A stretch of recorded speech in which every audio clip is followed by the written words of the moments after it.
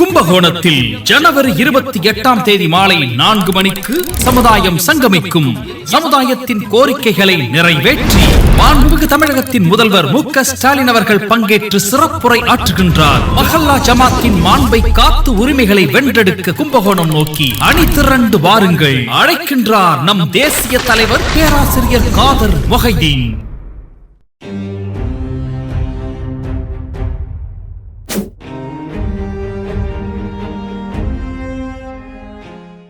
பேரலை நேயர்களுக்கு வணக்கம். இன்றைய நமது நேர்காணலில் மூத்த பத்திரிகையாளர் திரு தராசு ஷாம் அவர்கள் இணைந்திருக்கிறார். சார் வணக்கம். வணக்கம், எப்படி இருக்கீங்க? நலமா இருக்கேன் சார். நேற்று விஜய் அவர்கள் ரொம்ப நாள் அமைதியா இருந்ததற்கு அதுக்குமா மொத்தமா கொட்டி தீர்க்கிறார் அப்படிங்கிற மாதிரி நிறைய விஷயங்களை கொட்டி தீர்த்திருக்கிறார். அவர் கூட்டணிக்கு வருவதற்கு நிறைய அழுத்தங்கள் கொடுக்கப்படுகிறது அப்படின்னு ஒரு விமர்சனங்கள் பரவலா பேசப்பட்டிருந்தா, அவரை தவிர மித்தபடி எல்லாருமே அந்த விஷயங்களை பேசினாங்க. அதற்கு பதில் சொல்லும் விதமாக அழுத்தம் இருக்கு அப்படிங்கிறத பூழகமா ஒத்துக்கிறது மாதிரியான ஒரு ஸ்டேட்மெண்ட்டை குறிப்பிட்டும் இருக்கிறாரு. ஆனாலும் தான் தனித்து போட்டி அப்படிங்கிற விஷயத்தையும் குறிப்பிட்டிருக்கிறார். இந்த தனித்து போட்டி அப்படிங்கிற அறிவிப்பு முக்கியத்துவம் வாய்ந்ததாகவும் கருதப்படுகிறது. அது பிஜேபி அழுத்தத்தை மீறி விஜய் அப்படி ஒரு முடிவு எடுத்திருக்கிறார் அப்படிங்கிற செய்தியவும் பரவலா சமூக ஊடகங்கள்ல பார்க்க முடிகிறது. எப்படி புரிந்து கொள்வது நேற்றைய அவருடைய உரையை? தனித்து போட்டினா தனித்து போட்டி, தன்மானம் காத்தல், டெபாசிட் இழத்தல், இதுல தான் போய் முடியுங்க. இது அந்த காலத்துல எங்களுக்கு ஒரு சீனியர் ரிப்போர்ட் இருந்தாரு. அவர் பேர் திருஞானம். அதாவது பழைய காங்கிரஸ் கட்சி தலைவர் எம்பி சுப்பிரமணியம் அவரோட உதவியாளர். எம்பிஎஸ்ட பேட்டி எடுக்க போகும்போது இவரோட அவர் பேசுற திறமை, எழுதுறதெல்லாம் பார்த்து அப்படி மெதுவா பத்திரிகை துறை இழுத்துட்டு வந்தது. அவர் எப்பவுமே சொல்லுவாரு, நம்ம வாக்கரசியல தனித்து போட்டி என்றால் என்ன அர்த்தம்? தனித்து போட்டியிடுவது, தன்மானம் காப்பது, டெபாசிட் இழப்பது, அதில் தான் போய் முடியும். என்ன காரணம்னா 16.6% வேணும் டெபாசிட் வாங்க. அவர் கணக்கு இதுதான், அது கரெக்டு. 20% கையில் இருந்தால் தான் 16.6% டெபாசிட்டை நம்ம எய்ம் பண்ண முடியும். உண்மையிலேயே 20%ங்கிறது இன்றைய தேதிக்கு திமுக, அதிமுக தாண்டி வேற எந்த கட்சியும் இல்லைங்க. அப்போ தனித்து போட்டிட்டா என்ன ஆகும்? டெபாசிட் இழத்தல் தான். 234 தொகுதியிலுமே சில தொகுதிகளை தவிர மற்றபடி டெபாசிட் இழத்தல் தான். இப்போ விஜய் கட்சிக்கு 40% இருக்கு அப்படிங்கிறதுலாம் பயங்கரமான ஹைப். அது சினிமா பாணியில பேசுறது தான். நம்ம படம் இவ்வளவு வசூல் ஆகுங்கிற பாணி தான். 40% இருப்பதற்கு வழியே இல்லை, அது எல்லாருக்கும் தெரியும். அப்படின்னா விஜய்கிட்ட என்ன இருக்கும்? என்னோட எஸ்டிமேட் எப்பவுமே 10 to 12 தான். அது தான் எஸ்டிமேட் என்கிட்ட கிடையாது. அப்போ தனித்து போட்டிட்டு என்ன பிரயோஜனம் இருக்க போகுது? சரி, அழுத்தம்னா என்ன? அயன் பாக்ஸா? கட்சி அரசியல்ங்கிறது அயன் பாக்ஸா என்ன? எதுக்கு அழுத்தம் யார் கொடுக்கணும்? சரி, கூட்டணிக்கு ஆஃபர் கொடுப்பாங்க, அழைப்பு கொடுப்பாங்க, அழுத்தம் கொடுக்க மாட்டாங்க, வெறும் அழைப்பு தான். நீங்க வந்தீங்கன்னா உங்களுக்கு இவ்வளவு சீட்டு தர முடியுங்க. இப்ப புதுசா ராஜ்யசபா சீட்டு கேட்டுட்டு இருக்காங்க. ராஜ்யசபால ஜெயிக்கணும்னா 34 எம்எல்ஏ வேணுங்க. 34 எம்எல்ஏக்கே உங்களுக்கு வக்கு இல்லைன்னா அதுக்கு பிறகு நீங்க எதுக்கு ராஜ்யசபா எய்ம் பண்றீங்கன்னு எனக்கு புரியல. 34 எம்எல்ஏக்கு வக்கு இருக்கா? வக்கு இல்லைன்னா எதுக்கு ராஜ்யசபா உங்களுக்கு கொடுக்கணும்? சரி, அதுவே மக்களுக்கு செய்யற துரோகம் தானே. கொல்லைப்புறம் வழியாக ராஜ்யசபா சீட்டு பெற்றுக் கொள்வீர்களா? உங்க சொந்த பலத்துல நீங்க ராஜ்யசபா சீட்டு வாங்கணும். அது இப்போ ஆஃப் லேட் அது ஒரு விஷயமா சேர்ந்திருக்கிறது. பாமக புது ட்ரெண்டா ஓடிக்கிட்டு இருக்கு. யார் கேட்கறதுனாலும் ராஜ்யசபா. யார் இதை முதல்ல ஆரம்பிச்சானே எனக்கு தெரியல. எங்களுக்கு +1 வேணும்னா நீ +1 +2ல போய் சேர்ந்துக்க வேண்டியதா. 10வது வகுப்பை முடிச்சுட்டு +1ல போய் சேர்ந்துக்குங்க. எதுக்குங்க ராஜ்யசபா கொடுக்கணும்? அதுல பயங்கர பைத்தியக்காரத்தனங்க. உங்களுக்கு 34 தொகுதி வாங்குறதுக்கே முடியல. இப்ப பாமகனா எத்தனை தொகுதிங்க வாங்கும்? தேமுதிக எத்தனை தொகுதி வாங்கும்? அப்புறம் எதுக்கு ராஜ்யசபா சீட்டு கேட்கறீங்க? நீங்க சொந்த பலத்துல ராஜ்யசபா ஆகணுங்க. மூத்தோரவை அதுவே ஒரு முட்டாள்தனங்கிறது என்னோட நினைப்பு எப்போதுமே. அதை தாண்டி பார்த்தால் விஜய் ஆவேசமானது பேசினாரு, பார்த்தேன். சினிமா பாணி அரசியல் தான் எல்லாமே. அழுத்தம் தருவதற்கு நான் யார் அப்படி. அந்த காலத்துல சிவாஜி பழைய காங்கிரஸ், அதாவது நான் சொல்றது 70-71 தேர்தல். 69ல நாங்க கொஞ்சம் திராவிட திமுக கலைஞர் எடுத்த ஒரு முடிவு எங்களுக்கு பிடிக்கல. அதாவது இந்திரா காந்தி அம்மாவுக்கு ஆதரவு கொடுத்த முடிவு. அப்போ கொஞ்சம் கொஞ்சமா கட்சியை விட்டு அப்படியே மனதளவுல ஒதுங்கணும். நான் அப்போ college second year, third year. அப்போ என்ன ஆச்சுன்னா, காமராஜர் இடைத்தேர்தல் நாகர்கோயில்ல அவர் போட்டிடுறாரு. விருதுநகர்ல அவர் தோக்கிறதுக்கு நாங்கள் வேலை பார்த்துருக்கோம். அப்போ நம்ம நண்பர் ஒருத்தர், அவர் தரஜன் எப்பவும் இருக்காருங்க, அவர் Annamalai university Congress leader, student Congress leader. சரிங்க, எல்லாரும் சும்மா தானே இருக்கீங்க, வாங்க காமராஜுக்கு இடைத்தேர்தல் பிரச்சாரம் பண்ணுவோம், நாகர்கோயிலுக்கு போகலான்னாரு. சரிட்டு போகலாம் அப்படின்னு சொல்லி அங்கே போய் அந்த நேசமணி பங்களாவில், அவர் தான் மறைந்த எம்பி, பெரிய மூத்த தலைவருங்க, அங்கே ஒரு வராண்டால படுத்து கிடந்து தேர்தல் பிரச்சாரம்லாம் பார்த்தோம். அப்படியே இந்த மக்கள் பழைய காங்கிரஸ் பக்கம் எங்களை கொஞ்சம் இழுத்துட்டாங்க. நாங்க இந்த 70, 71 அதாவது காமராஜர் ராஜாஜி கூட்டணி. இங்க வந்து கலைஞர் வந்து அண்ணாவுக்கு பிறகு அவர் ஃபர்ஸ்ட் டைமா எலெக்ஷன் காண்றார். அதான் 69 அண்ணா மறைவு, கலைஞர் முதல்வர். 71 தான் அவருக்கு வந்து அவரோட தலைமையில முதல் தேர்தல், சட்டமன்ற தேர்தல் கலைஞருக்கு. சரி அப்படின்னு சொல்லி நாங்கெல்லாம் காமராஜர் ஆதரவு பிரச்சாரம். அப்போ சிவாஜி தான் முதல்ல பேசிட்டு வருவாரு, பின்னாடி பெருந்தலைவர் வருவாரு, அப்புறம் மூதறிஞர் ராஜாஜி வருவாரு. நாங்கெல்லாம் ஸ்டூடெண்ட் சைடு முன்னாடி பேசிட்டே போவோம். அப்போ வந்து சிவாஜி பேசுறது ரொம்ப இதா இன்ட்ரெஸ்டிங்கா இருக்கும். எப்படின்னா, எனக்கா அரசியல் தெரியாது, நான் யார், நான் தமிழன், எனக்கு அரசியல் தெரியாது என்று பேசுகிறேன். இந்த விஜய அழுத்தம் பத்தி மாதிரி தான் அவர், அரசியல் தெரியாது என்று பேசுகிறேன், எனக்கா அரசியல் தெரியாது அப்படிம்பாரு. அது சினிமா பாணி, அந்த கர்ஜனை, நடிகர் திலகம் இல்லையா? இந்த முகத்தை பார்த்தா அப்படியா தெரியுது அந்த டைலாக்.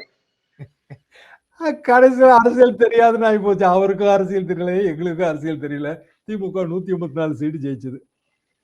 பழைய காங்கிரஸ், அதாவது பழைய காங்கிரஸ் ராஜாஜி கூட்டணி ஜெயிச்சிருங்கிற அளவுக்கு இருந்ததுங்க களத்துல. 15 சீட்டு தாங்க வந்துச்சு. நாங்க எல்லாம் காலேஜ் ஹாஸ்டல்ல செகண்ட் ஃப்ளோர், அதாவது first floor, second floor, third floor. நாங்க செகண்ட் ஃப்ளோரு. மேல எல்லாம் திமுக ஆதரவு மாணவர்கள் தேர்ட் ஃப்ளோரு. ராத்திரி எலெக்ஷன் ரிசல்ட் ரேடியோவில் சொல்றாங்க, மேல ஒரே கைதட்டல், விசில் சத்தம். இந்த விசிலை பார்த்தோட எனக்கு பழைய ஞாபகம் வந்துச்சு. அப்ப விசில்னு பேரு கிடையாதுங்க, அதுக்கு சீட்டின்னு பேரு. எங்களுக்குலாம் விசில் அடிக்கிறதுக்கு சீட்டி அடிக்கிறோன்றது சொல்லுவோம். அது 2 விரலையும் வந்து நம்ம வாயில வச்சு ஒலி எழுப்ப வேண்டியதான். அவங்க உயின்னு அடிக்கிறாங்க. நாங்க பார்த்தோம், லைட் எல்லாம் ஆஃப் பண்ணிட்டு உள்ள பதுக்கிட்டோம். அப்புறம் மதுரை பக்கமே தலையை காட்டலங்க. ஒரு 2 வாரம் 3 வாரம் மதுரை பக்கமே போகல. எதுக்காக நான் சொல்ல வரேன்னாங்க, வாக்கு அரசியல்ல 5%, 8% வித்தியாசம் இருந்தா 234 தொகுதியும் தோத்து போயிடும். அதாவது ஏ அப்படிங்கறது ஒரு அணியா வச்சுக்க, திமுக அண்ணா திமுக கூட நீங்க பார்க்க வேண்டாம். ஏ ஒரு அணி, பி ஒரு அணி, சி ஒரு அணி, டி ஒரு அணி. ஓட்டு அதுக்குள்ள பெரிய போகுது. இந்த ஏ அணிக்கும் பி அணிக்கும் இடையில 5% டிஃபரன்ஸ் இருந்தால் பிராக்டிகலா அரித்மெட்டிக்கலா பாத்தீங்கன்னா ஆல் கான்ஸ்டிடுவன்சி அவுட். சி அணிக்கு என்ன தெரியுமா ஆகும், எல்லா கான்ஸ்டிடுவன்சிலுமே டெபாசிட் போயிடும். டி அணியும் அதே நிலைமை தான். இது வந்து வாக்கு அரசியலோட யதார்த்தமான அரித்மெட்டிக். இதை நீங்க புரிஞ்சுக்கணும்னா உங்களுக்கு பல வருட தேர்தல் அனுபவம் வேணும். அது விஜய்கிட்ட இல்ல. எதிர்பார்க்கப்பட்டது அவர் அதிமுக குறித்து விமர்சிக்கவே மாட்டாரு அப்படிங்கிறது தான் ஆரம்பத்துல இருந்து நம்மளுக்கு தெரிஞ்சது. நம்முடைய ஐயநாதன் ஐயா கூட விஜய் அவர்களை சந்திச்ச போது அதிமுக கூட்டணிக்கு தான் நம்முடைய நண்பர்கள் அடி போட்டுட்டு இருக்கிறாங்க அப்படிங்கிற மாதிரி விஜயே ஐயநாதன் ஐயா கிட்ட பேசினதா அவரும் வெளியில வந்து குறிப்பிட்டிருந்தாரு. ஆனா நேற்று பேச்சுல வந்து முதல் முறையாக அதிமுகவை அடிமை கட்சி, ஊழல் கட்சி அப்படின்னு மறைமுகமா அட்டாக் பண்ண ஆரம்பிச்சிட்டாரு. இதுக்கு முன்னாடி இருந்த கட்சி அவங்க அடிமையாதான் இருந்தாங்க, அவங்க ஊழல் கட்சியா இருந்தாங்க அப்படின்னு வெளிப்படையா பேச ஆரம்பிக்கிறாரு. அதுக்கு அதிமுக தரப்புல இருந்து மிக கடுமையான எதிர்வினையும் வர ஆரம்பிச்சிருக்குது. அந்த அதிமுகவை அட்டாக் பண்றது அப்படிங்கிறது அவசியப்பட்டதா அந்த மேடையில? அதற்கான முடிவுக்கு என்ன காரணம்? முடிவுக்கு என்ன காரணம்னா, விஜயை பொறுத்த வரைக்கும் எல்லா கட்சியும் எதிர்த்தாதான் அவருக்கான ஓட்டு வங்கின்னு அவர் நினைக்க ஆரம்பிச்சிட்டாரு. பிராக்டிகலி ஸ்பீக்கிங், திமுக நீங்க இருக்கணும்னா திமுகவுக்கு எதிராக இருக்கிற ஏதோ ஒரு கூட்டணியில நீங்க சேரணும். கூட்டணி அரசியல்ல சீமான் மாதிரி தனியாகவும் போட்டி போடலாம், அதுல தவறு இல்லை. அது தனித்து நிற்பும் தன்மானம் காப்போம் கதை தான். அப்போ விஜயை பொறுத்த வரைக்கும் அவரு முயற்சி எடுத்திருப்பாரு. அதிமுக தரப்பு தான் முயற்சி எடுத்தது. பிரம்மாண்ட கட்சி வருது, கொடியை செய்து பாருன்னா எடப்பாடி பழனிசாமி சொன்னார்ல. அப்ப அவங்களும் முயற்சி எடுத்தாங்க, அது இல்லைன்னு சொல்ல முடியாது. இன்னைக்கு வந்து பழம் புளிக்கும் கதைக்கு போயிடுச்சு. ஆனா விஜய்க்கான அனுகூலம் என்னவா இருந்துச்சுன்னா, ஒரு சினிமா ஸ்டார் கட்சி, ஹைப் இருந்துச்சு, கையை மூடி வச்சிருக்கணுங்க. சினிமா பிசினஸ்ல கையை திறந்து காமிச்சிங்கன்னா சமயத்துக்கு ஒண்ணுமில்லன்னு ஆயிரும். நாங்க பாக்கியராஜை வச்சுங்க ஒரு படம் பண்ணோம், ஊமை ஜனங்கள்னு அதுக்கு பேரு. தேநீர் அப்படிங்கிற ஒரு பெரிய சாகித்ய அகாடமி நாவல். அதை வந்து அதோட தழுவல்னு வச்சுக்கங்களேன். ஜெயபாரதினு ஒரு டைரக்டருங்க, அவர் இறந்துட்டார் இப்போ. குடிசை படத்தோட டைரக்டர், பெரிய கலைப்பட இயக்குனருங்க, ரொம்ப கட்டிக்காரு. எல்லாம் ஃப்ரெண்ட்ஸா சேர்ந்து ஒரு 10 பேரா சேர்ந்து, இதெல்லாம் ஆரம்ப காலத்துல நமக்கு இருக்கிற ஆர்வ கோளாறுனால ஏற்படுற விஷயம். எல்லாருமா சேர்ந்து அந்த படம். பாதி படத்துல பாக்கியராஜ் வந்து இது எனக்கு சூட் ஆகாதுங்க, என் இமேஜே மாறி போச்சு, நான் வந்து இப்போ ஆக்ஷன் ஹீரோ ஆயிட்டேன், நீங்க தொழிலாளர் தலைவர்னு சொல்லி காக்கி சட்டை காக்கி பேண்ட் போட்டு கையில தூக்கு போனி கொடுத்துருக்கீங்க, இதெல்லாம் எனக்கு வேலைக்கு ஆகாது, படத்தை இதோட நிறுத்திக்கோ, என்ன நஷ்டம்னு சொல்லுங்க, ஆளுக்கு பாதியா எடுத்துக்கோனாரு. நாங்க எங்களுக்கா சினிமா தெரியாதுங்கிற பாணியில அதெல்லாம் இல்ல, பாக்யராஜ் பேர் இருந்தாலே போதும் படம் ஓடுன்னு சொல்லி பாக்யராஜ் கேரக்டர் அப்படியே சாவடிச்சுட்டு சரத்பாபு அவர் மகனா போட்டு பிளாஷ்பேக்ல பாக்யராஜை காட்டி கந்தர்வ கோலம் பண்ணியாச்சு கதையை. என்னாச்சு படம்? ராஜாராமன் சபாநாயகர், படத்தை பார்க்கணும் அவன் படத்தைன்னாரு. சரி அப்படின்னு சொல்லி அவர் உதயம் தியேட்டர்ல வந்து பாக்ஸில் அவருக்கு ஏற்பாடு பண்ணி படம் போட்டாச்சு. ஃபர்ஸ்ட் ஷோ மேட்னின்னு நினைக்கிறேன். பார்த்துட்டு வெளியில் வந்தோன்னா அண்ணா படம் எப்படின்னா இருந்துச்சு? ராஜாராமன் சொன்னார், இந்த படம் முதலே வந்திருக்கணும் யான்னாரு. என்னென்னு சொல்றீங்க? இல்லை, இந்த படம் வந்திருந்தா எம்ஜிஆர் வந்து பாக்யராஜா கலை உலக வாரிசுன்னு சொல்லியிருக்க மாட்டார்ல அப்படின்னாரு. இவ்வளோ டேமேஜிங்கா சொல்றீங்க. ஆமையா, எம்ஜிஆர் படம்னா அது எப்படி இருந்தாலும் இத்தனை நாள் ஓடணும். அப்ப எம்ஜிஆரோட கலை உலக வாரிசுன்னா அந்த படம் எப்படி இருந்தாலும் இத்தனை நாள் ஓடணும். உன் படம் ஒரு ஷோ கூட ஓடாது இல்லைன்னாரு. இதாங்க உண்மைங்க. இதை கடைசியில எனக்கு என்னமோ எம்ஜிஆர் பேருக்கு யாரும் போட்டிக்கு வரக்கூடாதுன்னு நீங்களே பிளான் பண்ண மாதிரி தோணுது. இல்லங்க, இது நண்பர்கள் இருக்காங்க, இப்பவும் இருக்காங்க, நான் நம்பர் தரேன். ராபின்னு பேருங்க. அவங்க எல்லாம் இந்த பட தயாரிப்புல பங்கெடுத்தவங்க. தாம்பரத்துல வித்யா தியேட்டர்னு ஒண்ணு இருந்ததுங்க. அவர் ஒரு ஷோ முடிஞ்ச உடனே படப்பட்டியை எடுத்துட்டு போயிருங்க தயவு செஞ்சுன்னாரு. ஏங்க செட்டியார் எப்படி சொல்றீங்கன்னு கேட்டேன். இல்ல பயமா இருக்கு அப்படின்னாரு. என்னங்க பயம்? அவ்வளவு கூட்டமா? இல்ல ஆபரேட்டர் எப்படிங்க தனியா படம் போட்டுக்கிட்டு இருப்பான், அவன் பயப்படுறான்னாரு. என்னங்க அப்படி சொல்றீங்க? படப்பட்டி எடுத்து வெளியில வச்சுருவாங்க, நான் வேற இங்கிலீஷ் படம் கொண்டு வந்துட்டாங்கன்ட்டாரு. சிங்கிள் ஷோங்க. என்ன காரணம்னா சினிமாங்கிறது வேறங்க, அரசியல்ங்கிறது வேற. தயவு செஞ்சு அதை வந்து புரிஞ்சுக்கிடணும். சரி, விஜய்க்கு ஓட்டு போடணும். ஏன் ஓட்டு போடணும் சொல்லுங்க? நீங்க ஒரு 2-3 ரீசன் சொல்லுங்க பிரதர். அதிமுகவும் வேணாம், திமுகவும் வேணாம். ரைட்டு. அதுக்கே நான் விஜய்க்கு ஓட்டு போடணும், நான் சீமானுக்கு ஓட்டு போடுவோம்ல? போட மாட்டேன். அவர் ஒரு 10 வருஷமா அரசியல் பண்றாருல, எவ்வளவு போராட்டங்கள் பண்றாருல, எவ்வளவு கூட்டங்களை. அவர் கருத்து பிடிக்குது பிடிக்கல அது வேற விஷயம். அவர் கருத்தை சொல்றாரா இல்லையா? தமிழ் தேசியம் ரைட்டு, அது அவர் கருத்துங்க. அப்ப எனக்கு இன்னொரு சாய்ஸ் இருக்குல்லன்ற. எனக்கு 2 பேருமே பிடிக்கலங்க, ரைட்டுங்க, நீங்க சொல்ற உண்மை. பட் எனக்கு இன்னொரு சாய்ஸ் இருக்கு, அது சீமான். என் எதிர்ப்பை காட்டுறதுக்கு நான் சீமானுக்கு போடுவேன், அவரோட தமிழ் தேசியம் எனக்கு பிடிக்கலன்னாலும். சரி, விஜயோட கொள்கை என்ன? திராவிடம், தமிழ் தேசியம். எங்களுக்கா கொள்கை இல்லைன்னு சொல்றீங்க அப்படின்னு ஆதவர்ஜுனா நம்மளெல்லாம் பார்த்து கேட்கிறாரு. ஆமா, அதுதான் நாங்க அண்ணா திமுக திமுக வச்சிருக்கோம்ல. சரி, திராவிடத்துக்கு திமுக இருக்கு, அண்ணா திமுக இருக்கு. தமிழ் தேசியங்கிறது அதுக்குள்ள கலந்த விஷயமாக அந்த 2 கட்சியும் சொல்லும். சீமான் இல்ல இது தனியும் பாரு. ஆனா சாய்ஸ் இங்க போயிடுச்சுங்க, அது புரிஞ்சுக்க மறுக்கிறாங்க. ஊழல் இல்லாத ஒரு சூழலை என்னால மட்டும்தான் உருவாக்க முடியும். எனக்கு என்ன காசை பத்தி கவலையா? எனக்கு இந்த முகம் அதெல்லாம் செய்யவே செய்யாது அப்படின்னு கையை விரிச்சு காட்டுறாரு. ஊழல் எங்க இருந்துங்க ஸ்டார்ட் ஆகுது? வாக்கரசியல்ல. அரசியல்வாதிகிட்ட இருந்தா, அதிகாரிகிட்ட இருந்தா, ஜனங்கள்கிட்ட இருந்தா, யார்கிட்ட இருந்து ஸ்டார்ட் ஆகுது? மக்கள்கிட்ட இருந்துங்க. நீங்க போய் டிரைவிங் லைசன்ஸுக்கு கியூல நின்று 4 நாள் இருந்து டிரைவிங் லைசன்ஸ் வாங்குறீங்களா? இல்ல வந்து இந்தியன் படத்துல வர்ற மாதிரி என்ன மயிலாப்பூரா பாஸ் ஆறியா உனக்கெல்லாம் 1000 ரூபா அப்படின்னு சொல்றாங்களா? சொன்னாரா இல்லையா கமலஹாசன் மயிலாப்பூர் பாஸ் ஆறியாருன்னு இந்தியன் படத்துல? பிராக்டிகல். அது என்ன காரணம்னா ஜனங்களே வந்து சில விஷயங்கள் ஸ்பீடு மணின்னு வகைப்படுத்துறாங்க. விஓ ஆஃபீஸுக்கு போறோம், அடங்கல் வேண்டியது இருக்கு. கிராமத்துலங்க அடங்கல் வேண்டியது இருக்கு, சிட்டா வேண்டியது இருக்கு, நமக்கு அவசரம், இல்ல நம்ம லேட் பண்ணிருப்போம், இல்ல நம்ம பேர்லயே தப்பு இருக்கும், ஒரு 1000 ரூபீஸ் கொடுத்து சரிபடணும்னு நினைக்கிறோம். மக்களோட மனப்பான்மையை நீங்க மாத்தணும். ஏங்க, நான் காலேஜ் டேஸ்ல படிக்கும் போதுங்க ஸ்பீடு மணி கான்செப்ட்லாம் கிடையவே கிடையாதுங்க.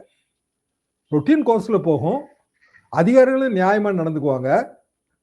1 நாள் 2 நாள் 3 நாள் ஏதோ ஒரு காலகட்ட டிலேல, ப்ரொசீஜரல் டிலேல அது வந்து சேர்ந்துருங்க. வருஷத்துக்கு இதெல்லாம் பார்த்துக்கிட்டு அவரால் சும்மா இருக்க முடியாது, நடவடிக்கை எடுத்து அவர் அத சிஸ்டத்தை மாத்துற மாதிரி தான் அவரே தான் சொல்றாரு. முதல்வன் படம் கிடையாதுங்க, ஒரே நாள்ல நடவடிக்கை எடுக்க முடியாது, படிப்படியா செய்வோம். அப்ப யாருதாங்க படிப்படியா செய்வோம்னு சொல்லல? அதை நீங்க சொல்லுங்க.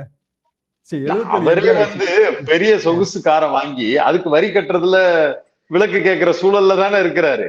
அதை ஒழுங்கா முறையா சொல்லலன்றது தானே அவர் மேல வழக்காவும் இருக்கு, புலி படத்துக்கு வாங்கின பணத்தையும். அது போக ஐடி ஏகப்பட்ட ப்ராப்ளம் இருக்குல்ல. ஏங்க, சினிமா வந்துங்க ஃபர்ஸ்ட் டே ஃபர்ஸ்ட் ஷோவுக்கு என்னைக்கு நீங்க கூடுதல் விலை வைக்கிறீங்களோ அன்னைக்கே சினிமா வந்து ஊழல் தானே.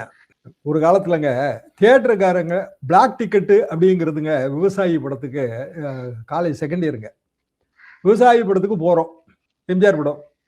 பிளாக் டிக்கெட்டு விற்கிறாங்க, வாங்குறோம், இல்லைன்னு நான் சொல்லலை. வித்தவர் யாரு அப்படின்னா எங்க மாமா அப்ப சானிட்டரி ஆஃபீஸர் மதுரை, அவருக்கு கீழே இருக்கிற ஒரு துப்புரவு தொழிலாளி, தூய்மை பணியாளர். அவர் டிக்கெட்டே என்கிட்ட கொடுத்துட்டு எங்க மாமாட்டையும் போய் சொல்லிட்டாரு, இந்த பையன் வந்து பிளாக் டிக்கெட் வாங்கிட்டு இருக்கான் அவங்க மருமகன் அப்படின்னு. அவ்வளவுதான், வீட்டில் வந்து ஏகப்பட்ட வசவு, திட்டு, அம்மா வரைக்கும் கம்ப்ளைண்ட். யாரு வித்தாங்கன்னா அன்றாடம் வந்து வழி இல்லாதவங்க, ரொம்ப ஏழைங்க, வருமானம் இல்லாதவங்க, எப்படியாவது வந்து கொஞ்சம் கூடுதல் டிக்கெட்டை வாங்கி அதை வித்து அதுல 2 ரூபா 3 ரூபா சம்பாதிச்சு அப்படி இருந்தது ஒரு ஸ்டேஜ். தியேட்டர் ஷோ ஓபன் பண்ணி டிக்கெட் கவுண்டர் ஓபன் பண்ணோம்னா முண்டி அடிச்சு அவங்க தான் போய் வாங்க முடியும். அந்த உடல்வாகோட அவங்க அதை வாங்கிடுவாங்க. வாங்கிட்டு வெளியில வந்து தியேட்டர்ல டிக்கெட் கிடைக்கலன்னு சொல்றவங்களுக்கு எக்ஸ்ட்ரா ஒரு 10 பைசா கொடு, 1 ரூபா கொடு, 2 ரூபா கொடுன்னு திருப்பி கொடுப்பாங்க. அவ்வளவுதான், அது பிளாக்.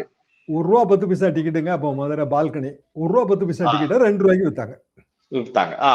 இப்போ நடக்கிறது தியேட்டர்காரங்களே வந்து வெளியில விக்கிறாங்க. ரசிகர் மன்றங்களே எப்படி விக்கிறாங்க? ஒரு ஷோ மொத்தத்தையும் 10,000 15,000 ரூபாய் 20,000 ரூபாய் புக் பண்ணிட்டு 1.5 லட்சம் ரூபாய்க்கு வித்துடுறது டார்கெட் வச்சு. தியேட்டர்காரங்க விக்கிறாங்க, ரசிகர் மன்றம் விக்குது. உண்மையிலேயே பிளாக் டிக்கெட்டு வித்து அதுல அன்றாட ஜீவன கஷ்ட ஜீவனம் நடத்திட்டு இருந்தவங்க எல்லாம் காணாம போயிட்டாங்க. அப்ப இன்னைக்கு வந்து சிஸ்டமே வந்து எத்தனை 1000 ஸ்கிரீன்ல போட்டீங்க, 5 நாள்ல முழு பணமும் வசூலாச்சா, 100 கோடி ப்ரொடக்ஷன் செலவு வசூலாச்சா, 200 கோடி ப்ரொடக்ஷன் செலவு வசூலாச்சாங்கிற கணக்குல ஓடுற விஷயம். 100 நாள் படம் ஓடணும், 175 நாள் படம் ஓடணுங்கிறதுலாம் பழைய காலம். அப்போ நீங்களாம் ஊழல் பத்தி எல்லாம் பேசக்கூடாது, தப்பு. அது போக விஜயே என்ன நினைக்கிறாருன்னா, இந்த முகத்தை பார்த்தா, ஏன் உங்க முகத்தை பார்த்தா ஊழல் செய்யற மாதிரி எங்களுக்கு தெரியுது, அது எப்படி தெரியலன்றீங்க? அது ஊழல் செய்யும் முகம்னு தனியா ஒட்டியிருக்கா? அப்பாவி முகத்தை வச்சுட்டு ஊழலே யாரும் செய்ய மாட்டாங்களா? அப்பாவி முகத்தை வச்சுட்டு எக்ஸ்ட்ரா காசு கேட்க மாட்டாங்களா? என்ன கம்பேரிசனுங்க அது? இந்த முகத்தை பார்த்தா உங்களுக்கு அப்படி தோணுது, பால் ஒடியும் முகமா? உங்க முகத்தை பார்த்தாலும் தோணத்தான் செய்யுது. அதுல என்ன பெரிய விஷயம் இருக்கு? 40% ஓட்டு இருக்குன்னு சொல்றீங்க. இப்ப தனியா நிற்போம் நாங்க, எங்களுக்கு நட்பு சக்தி. அரசியல்ல ஏதுங்க நட்பு சக்தி? அரசியல்ல ஒரே சக்தி தான், ஜெயிக்கிற சக்தி மட்டும்தான். சக்தி இருக்கவும் கூடவா ஜெயிக்கலாம். வேகங்கள் திரண்டு மழை பொழிவதல்ல கூட்டணி, காகங்கள் கூடி பங்கிட்டுக் கொள்வது. நான் சொல்லல, கலைஞர் சொன்னது. ஆக கூட்டணி ஏற்பாடே அப்படித்தானங்க. ஆனா இவருக்கு வந்து கூட்டணி அமையலையா, இல்ல இவரே கூட்டணி வேணான்னு முடிவு பண்ணிட்டாரா? இவர் முதலமைச்சர் கேண்டிடேட்னா யாரு கூட்டணி சேருவா? டிடிவி தினகரன் வருவாருன்னு எதிர்பார்த்தாங்க, தேமுதிக வருவாங்க. அப்ப அவங்களுக்கே ஒரு முதலமைச்சர் ஆவாருன்னு நம்பிக்கை இல்லைன்னு ஆயிருது. சரி, 2 கட்சி பெரிய கட்சிங்க, திமுக அதிமுக, கையில வந்து ஒரு குறிப்பிடத்தகுந்த ஓட்டு எண்ணிக்கை, அது போக கீழே கட்டமைப்பு, கடுமையான கட்டமைப்பு வச்சிருக்காங்க எல்லா கிராமங்களையும் ஊர்கள்லயும், இல்லையா? அதை நம்ம ஒத்துக்கிட்டு தானே ஆகணும். அப்போ டிடிவி மற்றவங்க எல்லாருமே மைனர் பிளேயர் தான், மேஜர் பிளேயர் கிடையாது. மைனர் பிளேயருக்கே நீங்க முதலமைச்சர் கேண்டிடேட்டுங்கிறதுல நம்பிக்கை வரலையே. சரி, டிடிவி என்ன சொன்னாருங்க, எடப்பாடி பழனிசாமி முதலமைச்சர் கேண்டிடேட்னா நான் வரமாட்டேன்னாரு. அப்ப விஜய் முதலமைச்சர் கேண்டிடேட்னா அவர் சொல்லல. ஆனா எடப்பாடி பழனிசாமி முதலமைச்சர் கேண்டிடேட்டா இருக்கிற அன்னைக்கு இப்ப போயிட்டாரு. அப்படின்னா என்ன அர்த்தம்? விஜய் முதலமைச்சர் கேண்டிடேட் ஆவாருன்னு அவருக்கு நம்பிக்கை இல்லை. ஓபிஎஸ் எப்படிங்க அவர் வர, ஒரு முன்னாள் முதலமைச்சர். அப்ப விஜய் வந்து அந்த நடவடிக்கைகளை எடுத்திருக்கணும். இப்போ ஜெயலலிதா கஷ்டகாலம் வந்துச்சுங்க. எப்போனா 2001 தேர்தல் முன்னாடி தருமபுரி அந்த பஸ் எரிப்பு, மாணவிகள் வேளாண்மை பல்கலைக்கழக மாணவிகள் எரிப்பு வழக்கில் தண்டனை, ஜெயலலிதாவே போட்டி போட முடியாத நிலைமை வந்துருச்சு. இதான் 2001 தேர்தல். கஷ்ட நிலைமை வரும்போது அவங்க என்ன பண்ணாங்க, எல்லா ஆபீஸ்க்கும் அவங்க நேரம் போனாங்க. நம்ம பாட்டாளி மக்கள் கட்சி ஆபீஸ் வன்னியதானப்பட்டியில இருக்குங்க, மாடி ஒரு குறுகலான படிங்க, சிரமப்பட்டு ஏறினாங்க. நாங்கெல்லாம் அதை கண்ணால பார்த்தவங்க. ஆஹா, அரசியல்ங்கிறது எப்படியெல்லாம் வந்து கஷ்டப்பட வைக்குதுறான்னு நான் நினைச்சேன், உண்மையிலே நினைச்சேன். ஏன்னா எனக்கு வந்து அவங்க எழுத்தாளர் அறிமுகம், தாயில வேலை பார்க்கும்போது அவங்கள்ட்ட கட்டடத்தொடர் வாங்குறதுக்கு போவோம். அப்படியே உட்காந்துருப்பாங்க, ஒரு தப்பு கூட விடக்கூடாது, பென்சிலை வச்சுட்டு சொல்லுவாங்க, டீச்சர் மாதிரி, நீங்க தான் பொறுப்பும்பாங்க. அது பெரும் கஷ்டம். கையில அச்சு கோக்குற காலகட்டம், எழுத்தே மாறி மாறி தெரியுங்க. தங்கமும் ஒன்னா தான் தெரியும், தந்தமும் ஒன்னா தான் தெரியும். எழுத்தாளர்கிட்ட போகணும், நம்ம திருத்தணும், திருப்பி கொண்டு போய் எழுத்தாளர்கிட்ட காமிக்கணும். என்னங்க மெயிலா இருந்துச்சப்பா, நீங்க தட்டி விட்டுட்டு அனுப்பிட்டு பதில் கேட்குறீங்களா? அப்படியெல்லாம் கிடையாது. அப்போ வந்து ஜெயலலிதா இருந்த அந்த கெத்துங்கிறது வேறங்க. சினிமா ஸ்டார் பதவி வேலையை சினிமா உலகத்துல இருந்து ஓய்வு பெற்றாங்க. ஆனா எம்ஜிஆரோட இது கிடைச்சு போச்சு. சத்துணவு திட்ட அமைப்பாளர் பதவி, உயர்மட்ட குழு உறுப்பினர் பதவி, ராஜ்யசபா எம்பி ஆக போறாங்க. அதுக்கு முன்னாடி கட்டுரை தொடர். அப்போ இருந்த ஜெயலலிதா அம்மா அதுக்கு பிறகு 88ல தலைமை கழகத்துக்கு முன்னாடி தரையில உட்கார்ந்து ஆர்ப்பாட்டம் பண்ணி போலீஸ் வேன்ல ஏறின ஜெயலலிதா அம்மா 2001 தேர்தல்ல பாட்டாளி மக்கள் கட்சி மாடி ஆபீஸுக்கு இவ்வளவு கஷ்டப்பட்டு ஏறுறாங்களடான்னு நினைச்சேன். அதை விட வாழப்பாடி ராமமூர்த்தியோட கூட்டணி, அந்த கூட்டணிக்கு 98ல தமிழ்நாடு ராஜீவ் காங்கிரஸ் ஆபீஸ்க்கு போனாங்க. அது அடையாறுல ஒரு வீடு தாங்க ஆபீஸ். எதுக்கு நான் சொல்ல வரேன்னா, உங்களுக்கு கூட்டணி வேணும்னா நீங்க இறங்கி வரணும். எக்ஸிஸ்டிங் கூட்டணினா வேற விஷயங்க. அதுல வந்து ஒரு ஒரு ஒரு கம்யூனிகேஷன் இருக்கும், ஒரு வேவ்லென்த் இருக்கும். தேவையான நேரத்துல மட்டும் பேசினா போதும்னு கூட அண்டர்ஸ்டாண்டிங் உள்ள இருக்கும். இல்லாட்டாலும் அவங்க போன்ல பேசிக்குவாங்க தலைவர்கள் அந்தரங்கமா, நமக்கு அது தெரியாதுல்ல. இப்படி இவர் வந்து சினிமா ஸ்டார் பாணியிலேயே தான் உட்கார்ந்துருக்காரு. சினிமா ஸ்டார்ஸ் பேம்பர்டு லாட்டுங்க. அவங்கள எல்லாரும் கொண்டாடிட்டே இருப்பாங்க. கார் கதவை திறந்து விடுவாங்க, ஹீரோ வராரும்பாங்க, விசிறி விடுவாங்க, கேரவன்ல போய் உட்காந்துக்கலாம். எம்ஜிஆர் ஹீரோவா இருந்த காலகட்டம் வேறங்க, இவங்க ஹீரோவா இருக்கிற காலகட்டம் வேற. இப்ப அவ்வளவு வசதிகள் வந்துருச்சு. இப்பயும் கூட அவருக்கு ஒரு வாய்ப்பு இருந்தது இல்ல சார், சிபிஐ தன்னை முடக்குகிறது, அதனாலதான் படம் தள்ளி போகுது அப்படிங்கிற வார்த்தையெல்லாம் பேசி இருந்தா கூட அது ஒரு இன்னொரு மைலேஜா இருந்திருக்கும்ல. ஆனா அதையும் பேசாம மொத்தமாவே அதை தவிர்த்து இருக்கிறாரு. அடிமை கட்சி ஒண்ணு, இது பயந்த கட்சி, அச்ச கட்சி. அமித்ஷா வச்சு இடிப்பார்ல, அதெல்லாம் சொன்னீங்கன்னா விட்டுருவாரா? சொல்லி பாருங்க, சிபிஐ பேர்ல குற்றச்சாட்டு சொல்லி பாருங்க. பழைய கேஸ் ஏதாவது இருந்தா தோணுங்கடா பாரு.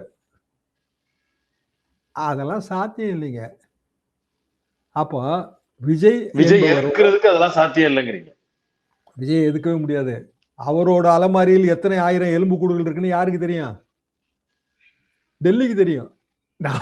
உங்களுக்கு எனக்கு தான் தெரியாது. அப்படியெல்லாம் எதுக்க முடியாது. இங்க சும்மா உருட்டிட்டு இருக்கலாங்க. ஏங்க இவரோட இது அடுத்தாப்புல கேரளால செல்லுமா, இல்ல ஆந்திரால செல்லுமா, தெலுங்கானால செல்லுமா? ஏங்க ஜனநாயகன் படம், தெலுங்கு ஜனநாயகன் வந்து ஒரு மாசமா 15-20 நாளா ஓடிட்டு இருக்குங்க பிரைம்ல, அமேசான் பிரைம்ல. அமேசான் பிரைம்காரன் தமிழ் ஜனநாயகனுக்கும் தெலுங்கு ஜனநாயகனுக்கும் சேர்த்தான் ஒப்பந்தம் போட்டிருக்கான். அது இந்த பகவத் இதுங்க, நம்ம என்டிஆரோட பையன் நடிச்சது கேசரி. அது என்ன கேசரின்னு தெரியல, சீதாராம் கேசரி, பகவந்த் கேசரி. சீதாராம் கேசரி தமிழ்நாடு இது அகில இந்திய காங்கிரஸ் கட்சி தலைவர் ஆயிட்டாரு 98ல. காங்கிரஸ் கூட்டணிக்கு ட்ரை பண்ணுதுங்க. அம்மா ஜெயலலிதா அம்மா காலத்துல அதிமுக காங்கிரஸ் கூட்டணி. அப்போஸ் கார்டன் ரெகுலரா போறது வருது.